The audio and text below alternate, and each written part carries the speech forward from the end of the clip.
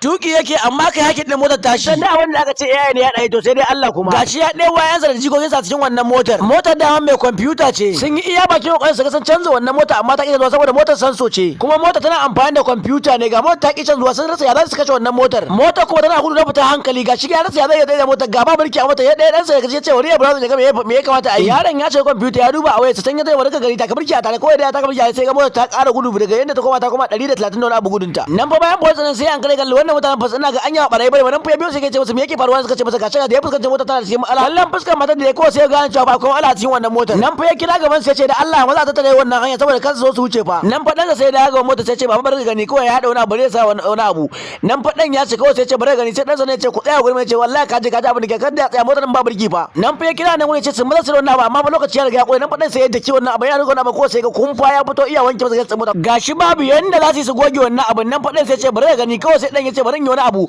nan fa ya dauki hannu sai fa saman motar nan fa yana fita gashi iska tana ture mai fuskar sa nan fa ya sa hannun sai dinga goge gidan motar nan kadan kafin zuwa wannan gurin fa lokaci fa kure dan sanin ya ce su matsa sai gurin nan fa zo da kiwon nan gurin sai ya canza hanya ya bude dan karamin titi bayan ya biyo wannan karamin titin ashe fa kace titin fa ko ta kwana nan fa ya kalla fa yana zuwa gurin sai ya gane ba hanya fa nan fa sai ya shiga cikin daji fa da gudu yana ta gudu yana shigowa cikin wannan gurin ya shiga cikin daji da kyar da gudu yar makita Allah ya sa mota ta tsaya cikin dajin nan fa sannan ya sa masa ida fa yau na kawo muku tumatumai guda 5 wanda suke da motocin da suka fi kowace motoci tsada a duniya kuma wayannan motoci sukan iya siyan jirgi a kuɗin su mota ta 5 mana da motar Manchester City tim din da yake a Ingila kuɗin wannan motar ya kai euro 400 wannan mota tana da dogon tsayi da ya kai mita 10 kuma cikin wannan mota a kowanne guri akwai AC kuma kowace kujera tana da TV din ta a wannan mota akwai toilet mota ta 4 kuma muna da motar Bayern Munich wato tim din da yake kasar Germany wannan motar kuɗin ta ya kai euro 500 wannan motar doguwa ce tana da interior komai da komai a cikin ta kuma wannan motar doguwa ce iya kallon ka kuma wannan motar tana da komai da kake da bukata a cikin ta kafin mu ci gaba kai lakin wannan bidiyo sannan kuma kai comment da Allah kuma a ra'ayinka da Allah wanne tim kake ganin yafi kowanne tim kuɗi a tarihin duniya ka rubuta ma a comment section tim din da aka fi rubuta a comment section to shine ya ci wannan gasa a lamba ta 3 ma muna da